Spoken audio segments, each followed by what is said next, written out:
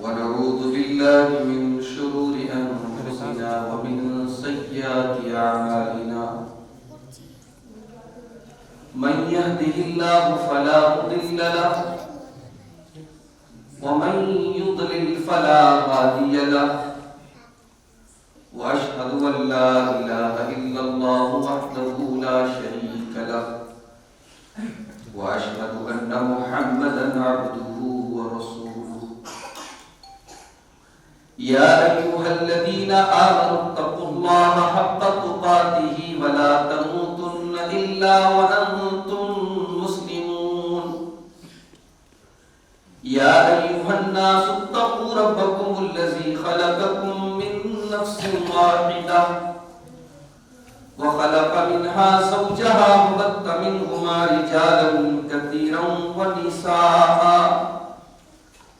واتقوا الله الذي تساءلون به والأرحام إن الله كان عليكم رقيبا يا أيها الذين آمنوا اتقوا الله وقولوا قولا سديدا يصلح لكم أعمالكم ويغفر لكم ذنوبكم ومن يطع الله ورسوله فقد فاز فوزا عظيما أما بعد فإن خير الحديث كتاب الله وخير الهدي هدي محمد صلى الله عليه وسلم وشر الأمور محدثاتها وكل محدثة بدعة وكل بدعة ضلالة وكل ضلالة في النار أعوذ بالله من الشيطان الرجيم بسم الله الرحمن الرحيم ولا تخزني يوم يبعثون يوم لا ينفع مال ولا بنون إلا من أتى الله بقلب سليم. صدر محترم، علماء کرام، محترم بزرگوں، نوجوان بھائیوں، ماں اور بہنوں، پیارے بچوں، ظفر نگر کی اس جامع مسجد میں آج کا یہ پروگرام بالکل اچانک مرتب کیا گیا،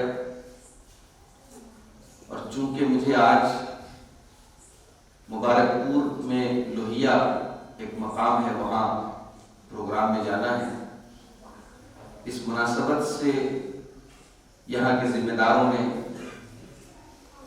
یہ پروگرام مرتب کیا اور بہت کم وقت میں اس کا اعلان وغیرہ کیا گیا۔ اس سے پہلے آپ نے استقبال رمضان کے موضوع پر صدارتی خطاب کو سماعت کیا ہے۔ میں سوچ رہا تھا چونکہ رمضان کا مہینہ بالکل قریب آ چکا ہے، اس موضوع پر کچھ باتیں آپ کے سامنے رکھنے والا تھا، لیکن صدر محترم کی گفتگو کے بعد میں سمجھتا ہوں کہ یہ موضوع پورا ہو چکا ہے۔ بس دعا کیجیے کہ اللہ تعالیٰ اس بابرکت مہینے کا ہم سب کو اخلاص قلب کے ساتھ استقبال کرنے کی توفیق دے، صحت و سلامتی کے ساتھ اللہ تعالیٰ اس مہینے کا حق ہم سب کو ادا کرنے کی توفیق دے۔ میرے بھائیوں، دنیا آج کے دور میں، دنیا میں تقریباً ہر انسان مادیت کی طرف بھاگ رہا ہے، ہر انسان ظاہر پر بہت محنت کر رہا ہے، جس کو انگلش میں بولتے ہیں اپیئرنس۔ ہم دکھتے کیسے ہیں، ہمارا لباس کیسا ہے۔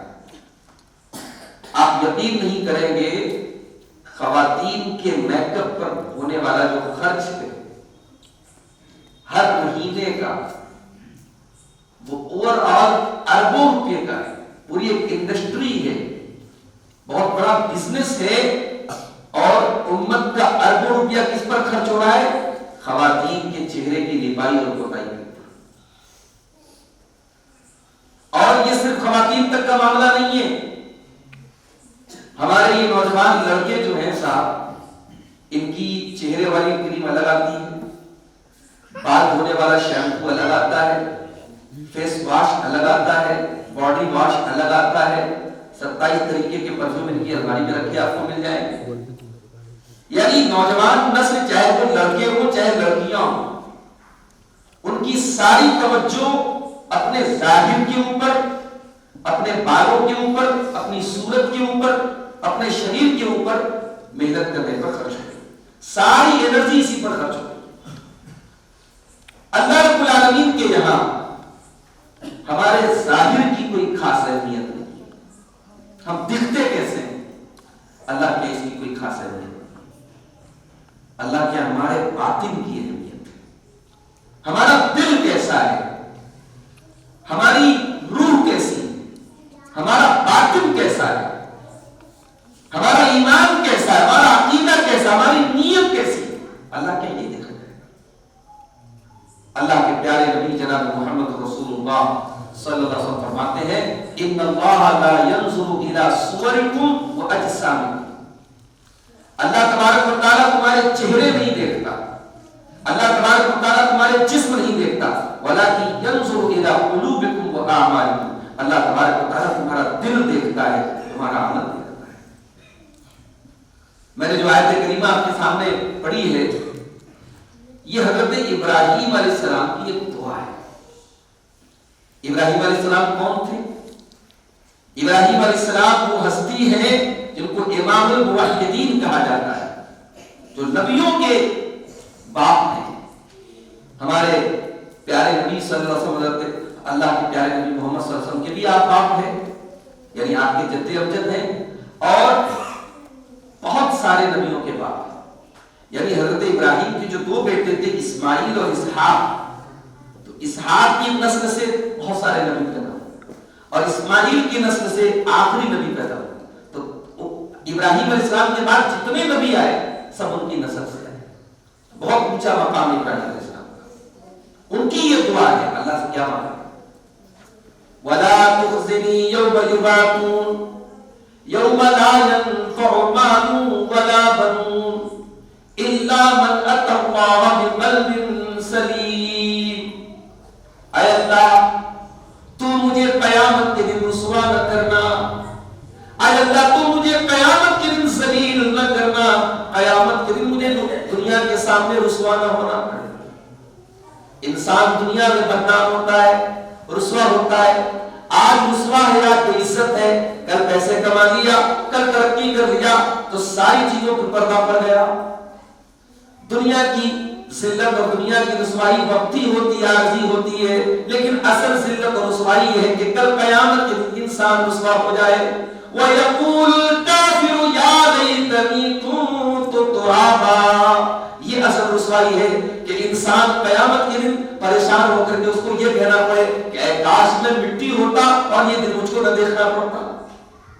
اصل رسوائی قیامت کے دن کی رسوائی، اس دن ہمیں رسوا نہ ہونا پڑے۔ ابراہیم خلیل اللہ دعا کر رہے ہیں وَلَا تُخْزِنِي يَوْمَ يُبْعَثُونَ، اے اللہ مجھے قیامت کے دن ذلیل مت ہونے دے۔ يَوْمَ لَا يَنفَعُ مَالٌ وَلَا بَنُونَ، قیامت کے دن نہ مال کام آئے گا نہ اولاد کام آئے گی۔ یہ مال جس کو کمانے کے لیے ہم کتنی محنت کرتے ہیں، حلال و حرام ایک کر دیتے ہیں، جائز ناجائز کی پرواہ نہیں کرتے، یہ مال کیا قیامت کے دن ہمارے کام آئے گا؟ یہ اولاد جس کو سکھ پہنچانے کے لیے، جس کے آرام کے لیے ہم اپنا آرام قربان کر دیتے ہیں، اولاد کو خوشیاں دینے کے لیے اپنی خوشیوں کو قربان کر دیتے ہیں، اولاد کو بڑا کرنے کے لیے ماں باپ اپنی جوانی، اپنے چہرے کی رونق، اپنا سب کچھ تج دیتے ہیں۔ یہ اولاد قیامت کے دن کام آئے کہ نہیں کام آئے؟ یوم یفر المرء من اخیہ وامہ وابیہ وصاحبتہ وبنیہ لکل امرئ منہم یومئذ شأن یغنیہ۔ قیامت کے دن انسان اپنے بھائی کو دیکھ کر کے بھاگے گا، اپنے ماں باپ کو دیکھ کر کے بھاگے گا، اپنی بیوی کو دیکھ کر کے بھاگے گا۔ تو ابراہیم علیہ السلام کہہ رہے کہ اللہ مجھے قیامت کے دن تو رسوا نہ کرنا، جس دن نہ مال کام آئے گا نہ اولاد کام آئے گا۔ الا من اتى الله بقلب سلیم، قیامت کے دن تو وہی کامیاب ہوگا جو قلب سلیم لے کر کے، جو صاف ستھرا دل لے کر کے آئے گا. قیامت کے وہ کامیاب نہیں ہوگا جو ہینڈسم اور اسمارٹ بن کر کے آئے گا. اس کا چہرہ بالکل صاف ستھرا ہوگا, بہت گورا چٹا ہوگا, خوبصورت ہوگا. نہیں, آپ کی خوبصورتی اللہ کیا میٹر نہیں کرتی, آپ کی اسمارٹنس اللہ کیا میٹر نہیں کرتی, اللہ کیا ہمارے دل کی خوبصورتی میٹر کرتی ہے. اسی لیے اللہ کے پیارے نبی فرماتے ہیں الا ان فی الجسد مضغۃ اذا صلحت صلح الجسد كله. او لوگوں, انسان کے شریر میں ایک ایسی چیز ہے, اگر وہ صحیح ہے تو سارا بدن صحیح ہے, اگر وہ گڑبڑ ہے تو سارا شریر گڑبڑ ہے. الا وہی القلب, وہ دل ہے. اور یہ دل جب کٹھور ہو جاتا ہے اللہ, پھر انسان کو موت یاد نہیں آتی. انسان قبرستان جاتا ہے, اپنے عزیزوں اپنے رشتہ داروں کو دفناتا ہے, اپنے ہاتھوں سے مٹی دیتا ہے, پھر بھی یہ نہیں سوچتا کہ یہاں ہمارا کیا انجام ہونے والا ہے. کبھی آپ نے غور کیا, آپ سفر پہ جا رہے ہیں کسی جنگل میں, آپ کی گاڑی گزر رہی ہے اور اچانک آپ کی گاڑی خراب ہو جائے. بہت بہادر ہیں آپ, بہت مضبوط ہیں آپ, لیکن کچھ دیر کے لیے تو آپ کو ڈر محسوس ہوگا کہ بھئی یہاں کوئی ہے, کوئی نہیں, کوئی پرسانے حال نہیں, گاڑی خراب ہو گئی, ہر طرف اندھیرا ہے, کیا بنے گا. ایک انسان یہ بھی کیوں نہیں سوچتا کہ اسے قبر میں جانا ہے, اور یہ قبر میں جانے کا معاملہ سب کے ساتھ ہونا ہے, اور اس قبر میں نہ آپ کا بیٹا آپ کے کام آئے گا, نہ آپ کی بیوی آپ کے کام آئے گی, نہ آپ کی کمائی کی دولت اس قبر میں آپ کے ساتھ جائے, نہ یہ زمین ہے, یہ پراپرٹی آپ کے ساتھ جائے. وہ 2 گز زمین دنیا میں آپ کا ٹھکانا ہے, قیامت تک نہیں رہنا ہے, مرنے کے بعد سے لے کے قیامت تک نہیں رہنا ہے. اور یہ جو قبر کی زندگی ہوگی, اس کو اللہ تعالیٰ نے قرآن میں برزخ کہا. برزخ مطلب سمجھتے ہیں بیریئر. بنارس میں آج کل جگہ جگہ بیریئر لگے. ہمارے جو بھائی آئے ہیں گاڑی لے کے بنارس سے ڈرائیو کر کے آئے ہیں, میرے گھر سے تقریباً آدھا کلومیٹر پہلے ان کی گاڑی ہوگی کہ بھئی یہاں سے آپ آگے نہیں جا سکتے. بیریئر لگے, بیریئر میں رکاوٹ. اللہ نے کہا کہ قبر کی جو زندگی ہے وہ برزخ ہے, وہ رکاوٹ ہے, آخرت اور دنیا کے بیچ کا ایک گیپ ہے. حتی اذا جاء احدهم الموت قال رب ارجعون. جب انسان کی موت کا ٹائم آتا ہے, انسان کہتا ہے کہ اے میرے پروردگار, مجھے ایک مرتبہ تو دنیا میں دوبارہ جانے کا موقع دے دے. لعلی اعمل صالحا, میں دنیا میں دوبارہ جانے کا موقع مانگ رہا ہوں. کس لیے؟ پیسہ کمانے کے لیے نہیں, دبئی جانے کے لیے نہیں, بیٹی کی شادی کرنے کے لیے نہیں, اپنے ادھورے مکان کو پورا کرنے کے لیے نہیں. لعلی اعمل صالحا, اے اللہ تو ایک موقع دنیا میں اور دے دے, میں وعدہ کرتا ہوں میں نیک عمل کروں گا, میں اچھا کام کروں گا, میں نیکی کے کام کروں گا, ایسا عمل کروں گا جس سے تو راضی ہو جائے. کلا, اللہ فرماتا ہرگز ایسا نہیں ہو سکتا. انہا کلمۃ هو قائلها, اے میرے بندے یہ تو بس تیرے منہ سے نکلنے والی ایک بات ہے جو کبھی پوری ہونے والی نہیں ہے. وَمِن وَرَائِهِمْ بَرْزَخٌ إِلَى يَوْمِ يُبْعَثُونَ, اب قیامت تک تجھے برزخ میں رہنا ہے, قبر میں رہنا ہے. اور آپ کی نالج کے لیے ایک بات ہے کہ قبر جو ہوگی نا وہ دبوچی, قبر دبوچی.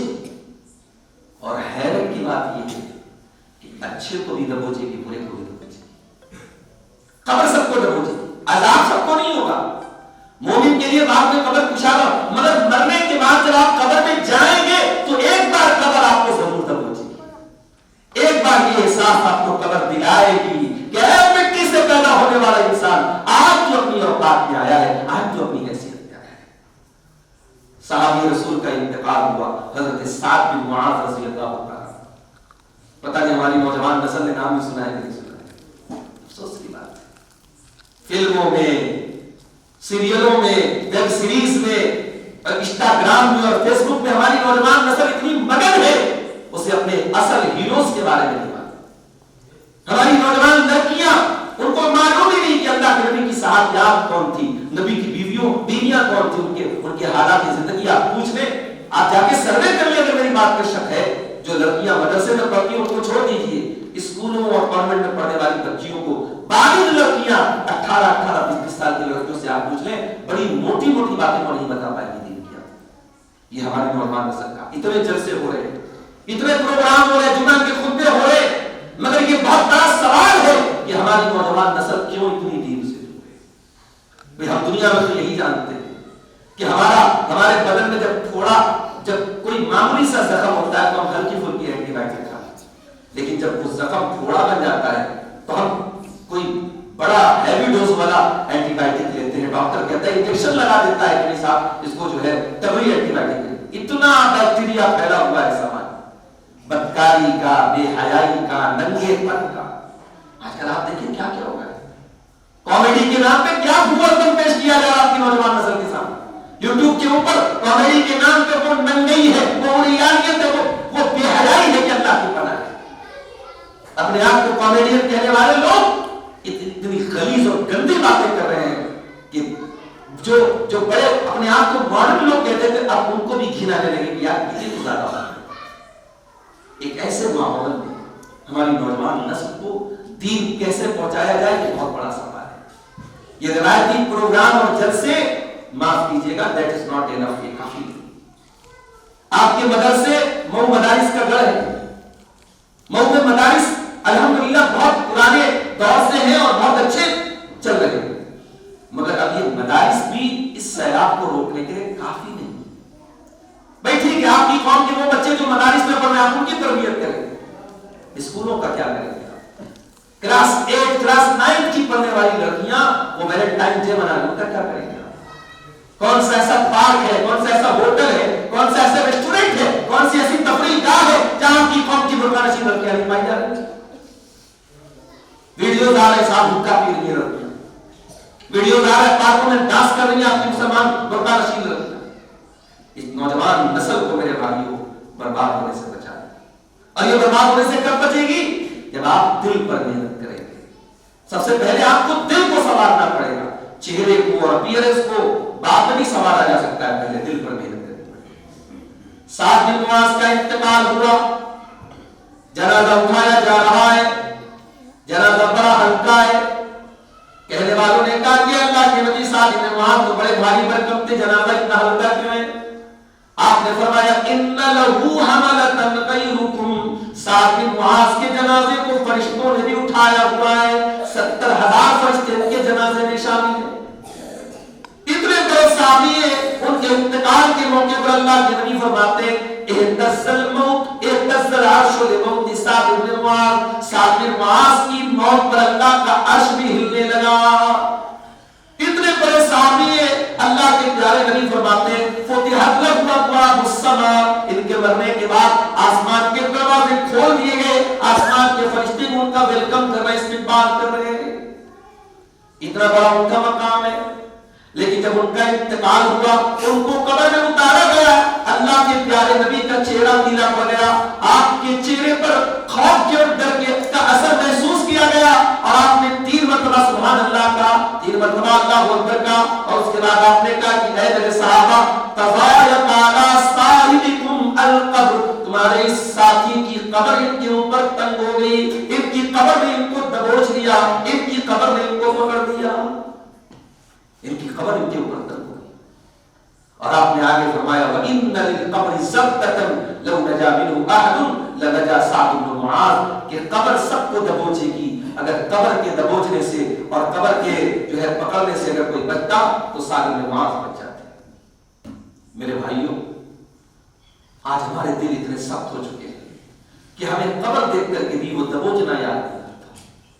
قبرستان میں بیٹھ کر ہماری نوجوان نسل چکا کیا، قبرستان میں بیٹھ کے لڑکیوں سے باتیں کرتی ہے، قبرستان میں بیٹھ کر کے قیمتیں ہوتی ہیں، ہمیں قبرستان میں بھی موت یاد نہیں آتی، وہاں پر بھی ہمارا دل اتنا سخت ہو چکا ہے۔ قرآن کے پہلے پارے میں اللہ تعالیٰ نے یہود و نصارہ کے بارے میں فرمایا تھا ثم قست قلوبكم من بعد ذلك فهي كالحجارة او اشد قسوة، اے بنی اسرائیل، اے یہودیوں، تم نے اللہ کی اتنی نافرمانی کی، اتنے گناہ کیے کہ گناہ کر کر کے تمہارے دل کٹھور ہو گئے، اتنے کٹھور ہو گئے، اتنے سخت ہو گئے کہ فَهِيَ كَالْحِجَارَةِ أَوْ أَشَدُّ قَسْوَةً، کہ تمہارے دل تو پتھروں سے زیادہ سخت ہو گئے۔ وَإِنَّ مِنَ الْحِجَارَةِ لَمَا يَتَفَجَّرُ مِنْهُ الْأَنْهَارُ، اس لیے کہ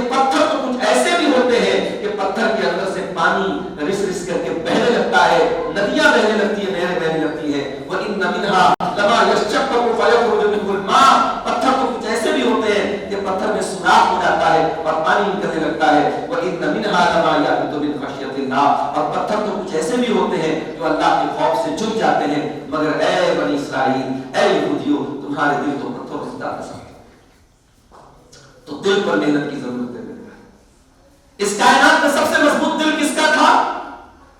اللہ کے پیارے نبی جناب محمد رسول اللہ صلی اللہ علیہ وسلم. اور ایک بات آپ کو بولوں, یہ جو قرآن اترا تھا, یہ قرآن نبی کے دل پر اترا تھا. قرآن نبی کے الا قلبک لتکون من المنذرین, اے نبی یہ قرآن اپنے آپ کے دل پر اتارا ہے. نبی کے دل پر قرآن اتارا ہے. نبی کا دل بہت مضبوط تھا, مگر نبی اکرم بھی دعا کیا کرتے تھے, یا مقلب القلوب, اے دلوں کے پلٹنے والے, ثبت قلبی علی دینک, میرے دل کو اپنے دین پہ جما کے رکھ, میرے دل کو اپنے دین پر اسٹیبل کر دے, میرے دل کو اپنے دین پر فکس کر دے, جما دے, ثابت کر دے. اگر نبی کو اس دعا کی ضرورت ہے تو ہماری اور آپ کی کیا ہے؟ اس لیے میرے بھائیوں, دل پر محنت کرو. صحابہ کرام کے دل بڑے صاف ستھرے تھے, صحابہ کرام کے دلوں میں کوئی کھوٹ نہیں. اور اگر آپ مجھ سے پوچھیں کہ دل کی سب سے بڑی بیماری کیا ہے, تو میں کہوں گا کہ دل کی سب سے بڑی بیماری ریاکاری ہے. دل کی سب سے بڑی بیماری کیا ہے؟ انسان نیکی کرے, لیکن نیکی کرنے کا مقصد کیا ہو؟ اللہ کو راضی کرنا نہ ہو, لوگوں کو راضی کرنا. لوگوں کو راضی کرنا. اگر لوگوں کو راضی کرنے کے لیے نیکی کرنا ہو تو یاد رکھو, یہ نیکی ہمارے اوپر مار دی جائے. اللہ کے نبی فرماتے ہیں کہ اللہ تعالیٰ کہتا ہے کہ جو ریاکاری کرے گا, ترکتہ وشرکہ, میں اس کی عمل کو چھوڑ دوں گا, اس کے عمل کا کوئی سبب میری بارگاہ میں نہیں. یہ ریاکاری اتنی خطرناک چیز ہے. اللہ کے پیارے نبی فرماتے ہیں, ان اخوف ما اخاف علیکم الشرک الاصغر, مجھے سب سے زیادہ تمہارے بارے میں اگر کسی چیز کا ڈر ہے تو شرک اصغر کا ڈر ہے. اے میرے صحابہ, مجھے سب سے زیادہ شرک اصغر کا ڈر ہے کہ میری امت کے اندر چھوٹا والا شرک ہونے لگے گا. صحابہ نے پوچھا, اے اللہ کے نبی چھوٹا شرک کیا ہے؟ آپ نے فرمایا, الریا, ریاکاری کرنا, دکھاوے کے لیے نیک عمل کرنا. قرآن کے تیسرے پارے میں اللہ فرماتا ہے سورہ ماعون کے اندر, فویل للمصلین الذین هم عن صلاتهم ساہون الذین هم یراؤون, ایسے نمازیوں کے لیے بربادی ہے جن کی نماز کا مقصد ریاکاری کا دکھاوا ہے. اسی لیے اللہ تعالیٰ قرآن کے 29ویں پارے میں سورہ دہر کے اندر جب اپنے جنتی بندوں کا تذکرہ کرتا ہے, اپنے متقی بندوں کا ذکر کرتا ہے, تو کیا فرماتا ہے, وَيُطْعِمُونَ الطَّعَامَ عَلَىٰ حُبِّهِ مِسْكِينًا وَيَتِيمًا وَأَسِيرًا, میرے متقی بندے غریبوں کو کھانا کھلاتے ہیں, یتیموں کو کھانا کھلاتے ہیں, قیدیوں کو کھانا کھلاتے ہیں, اور کھانا کھلاتے وقت یہ کہتے ہیں, انما نطعمکم لوجہ اللہ, ہم تمہیں اللہ کو راضی کرنے کے لیے کھلا رہے ہیں. لا نريد منکم جزاء ولا شکورا, ہمیں تم سے کوئی بدلہ, کوئی شکریہ نہیں چاہیے. انا نخاف من ربنا یوما عبوسا قمطریرا, ہمیں تو قیامت کے دن کا ڈر ہے, ہمیں تو اس دن کا ڈر ہے جس دن انسان کا چہرہ بے رونق ہو جائے گا, انسان ڈرا ہوا ہوگا, سہما ہوگا.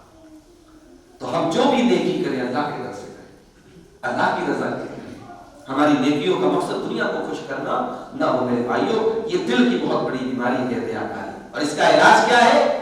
ان تعبد اللہ کأنک تراہ, عبادت اللہ کی ایسی کرو جیسے تم اللہ کو دیکھ. فإن لم تكن تراه, اگر اللہ کو نہیں دیکھ پا رہے ہو, فإنه یراک, تو کم سے کم یہ تصور کرو کہ اللہ تم کو دیکھ رہا ہے. یہی اس کا علاج ہے, اخلاص اس کا علاج. کچھ نیکیاں ایسی کر کے جاؤ جو صرف آپ کو پتا ہو, اللہ کو پتا ہو. ضروری نہیں ہے نیکیوں کا ڈھنڈورا پیٹا جائے. کچھ نیکیاں ایسی ہوں کہ جو آپ کو معلوم, اللہ کو معلوم. اللہ کے نبی فرماتے ہیں کہ قیامت کے دن 7 لوگ ایسے ہوں گے جن کو اللہ تعالیٰ اپنے عرش کا سایہ دے گا.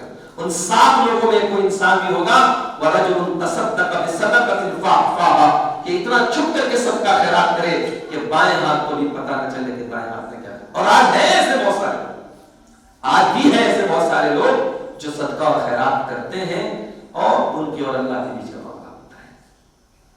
دل کی ایک اور بہت بڑی بیماری میں آپ کو بتاتا ہوں, تکبر, اہنکار, غرور.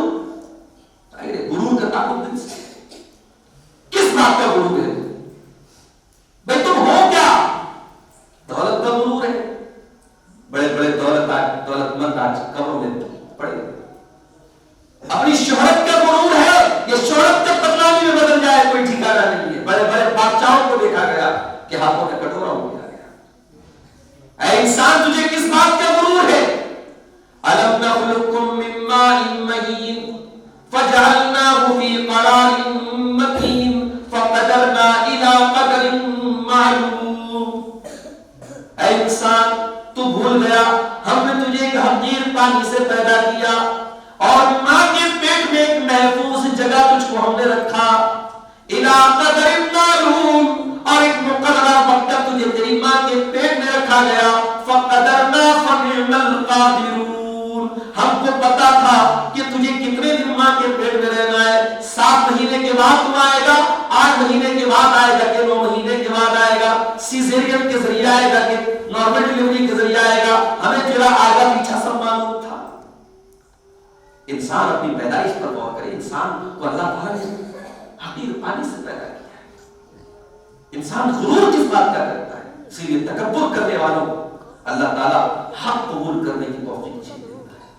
सासरिफु अन आयाति अल्लज़ीना यतकब्बरूना फिल अर्दि बिगैरिल हक़्क़ि, अल्लाह फरमाता हम अपनी आयतों से उन लोगों को फेर देंगे, उन लोगों को हमारी आयतें समझ में नहीं आएगी, और लोग हमारी आयतों को कबूल नहीं करेंगे जो जमीन में तकब्बुर करेंगे, घमंड करेंगे। तकब्बुर करने वालों को अल्लाह ताला हक को कबूल करने की तौफीक नहीं देता है। नबी के दौर में एक उमर इब्न खत्ताब थे और एक अम्र बिन हिशाम था। एक उमर इब्न खत्ताब थे और एक अम्र बिन हिशाम था। दोनों अपने अपने कबीले के बड़े लोग थे। अल्लाह के नबी ने दुआ की कि अल्लाह, इन दोनों में से जो तुझे महबूब हो तो उसको ईमान की दौलत दे दे। अल्लाह को मंजूर था उमर इब्न खत्ताब का ईमान लाना, और अल्लाह को मंजूर था अबू जहल के सीने पर, उसके दिल पर मुहर लगना। अबू जहल ईमान नहीं लाया, इस्लाम का कट्टर दुश्मन बना रहा, और जंग बद्र में छोटे छोटे बच्चों के जरिए अबू जहल का खात्मा किया। तो तकब्बुर करने वाले का अंजाम मेरे प्यारे साथियों बहुत बुरा है। दुनिया की तारीख हमें बताती है कौन आग कौन सबूत बड़े बहुत ताकतवर कौमें थी। कौन आग तो वो कौन थी, कहा करती थी मन अच्छा तो मिटा हुआ, हमसे ज्यादा ताकतवर कौन? अल्लाह ने ऐसा मिटाया कि सफेदती से मिट गई। फअम्मा समूद फउलिकू बित्तालिया व अम्मा आद फउलिकू बिरीहिन सरसरिन आतिया सखरहा अलैहिम सबअ लयाल व समानियत अय्याम। कौम याद और कौम समूद को अल्लाह ने ऐसा मिटाया कि उनकी लाशें खजूर के सड़े हुए तने की तरह जमीन पर पड़ी थी। खोपड़ी कहीं है, धड़ कहीं है, सर कहीं है, तन कहीं है। अल्लाह ने सड़े हुए तनों की तरह उनकी बॉडी को जमीन पे फैला दिया। तो तकब्बुर में करो मेरे प्यारे साथी। प्यारे नबी से पूछा गया कि अल्लाह के नबी, क्या अच्छा कपड़ा पहनना भी जुर्म है? अल्लाह के नबी ने कहा कि जिसके दिल में जर्रा बराबर भी तकब्बुर होगा वो जन्नत में नहीं जाएगा। सहाबा ने कहा अल्लाह के नबी, एक इंसान ये चाहता है कि उसका कपड़ा अच्छा हो, एक इंसान ये चाहता है उसका जूता अच्छा हो, तो क्या ये भी तकब्बुर है? आपने फरमाया इन्नल्लाह जमीलुन युहिब्बुल जमाल, अल्लाह ताला जमील है, खूबसूरत है और खूबसूरती को पसंद करता है। अच्छा देखो, ये भी बड़ा माना खेज जुमला है। अल्लाह ताला खूबसूरत और खूबसूरती को पसंद करता है। अब यहां जो अल्लाह ताला खूबसूरती को पसंद करता है, इसका मतलब क्या हुआ? इसका मतलब ये हुआ कि आप अपने लिबास और अपने जिस्म को पाक और साफ रखें और फितरी तौर पर आप अपने आप को अच्छा बना के रखें। ये नकली और डुप्लीकेट जो है चीजों के जरिए अपने आप को खूबसूरत बनाए। नेचुरली अल्लाह ताला ने जो खूबसूरती आप, चाहे वो लड़का हो चाहे लड़की हो, उस अपने आप को इंसान मेंटेन करके रखे। ये नहीं कि इंसान अच्छा कमा रहा है, अच्छी उसकी आमदनी है, लेकिन फिर भी ढंग का कपड़ा नहीं पहनता है, ऐसा नहीं। अल्लाह ताला को खूबसूरती पसंद है। आप ढंग का कपड़ा पहने, ढंग का लिबास पहने, ढंग के जूते पहने, अल्लाह को चीज पसंद है। तकब्बुर क्या है? अल-किब्रु बत्रुल हक़ व गब्तुन नास। तकब्बुर ये है कि हक बात को इंसान कबूल न करे और लोगों को हक़ीर करे। दिल की एक बीमारी और है, लालच, हिर्स। वो कहते हैं ना कि इंसान के लालच का घड़ा कभी भरता नहीं। वो सही बात है। अल्लाह के प्यारे नबी ने फरमाया लौ काना लिब्नि आदम वादियान मिन ज़हबिन लब्तग़ा सालिसा, انسان کو اگر سونے کے تو پہاڑ دے دیے جائیں تبھی وہ تیسرے کی تمنا کرے. انسان کے لالچ کا گھڑا کبھی نہیں بھر سکتا. اور یہ لالچ کا جو مرض ہے دل میں یہ کیسے دور ہوگا؟ یہ قناعت کے ذریعے دور ہوگا. انسان جب تک اپنے اندر قناعت پیدا نہیں کرے گا کہ ہاں میں محنت کر رہا ہوں, میں کوشش کر رہا ہوں, لیکن اللہ مجھے جو روزی دے رہا ہے وہ میرے لیے کافی ہے, جب تک اس پر انسان اپنے آپ کو سیٹسفائیڈ نہیں کرے گا اس کی بھوک کبھی مٹنے والی نہیں. اسی لیے اللہ کے پیارے نبی فرماتے ہیں قد افلح من اسلم ورزق کفافا وقنعه اللہ بما آتاہ. وہ انسان کامیاب ہے جو اسلام لے آیا اور جس کو اللہ تعالیٰ نے اتنی روزی دی جو اس کی ضرورتوں کے لیے کافی ہے, اور جس کو اللہ تعالیٰ نے جتنا دیا اتنے پر اس کو قناعت والا بنا دیا. جتنی روزی ملے اتنے پر انسان سیٹسفائیڈ ہو جائے, مطمئن ہو جائے. کیوں؟ کیونکہ اگر آپ کو یہ لگتا ہے کہ آپ کے پاس کم ہے, آپ کو یہ نہیں ملا وہ نہیں ملا, تو میرے بھائی بہت کچھ ایسا ہے جو آپ کے پاس اور دوسروں کو نہیں ملا. شیخ سعدی رحمۃ اللہ علیہ فارسی کے بڑے مشہور شاعر ہیں اور ادیب ہیں. ایک مرتبہ وہ شیراز, ایران کا ایک شہر ہے شیراز, اور مسجد میں جمعہ پڑھنے کے لیے گئے, نماز پڑھنے کے لیے گئے. تو مسجد کے جب باہر نکلے تو ان کا جوتا غائب ہو گیا. تو انہیں بڑا شکوہ ہوا.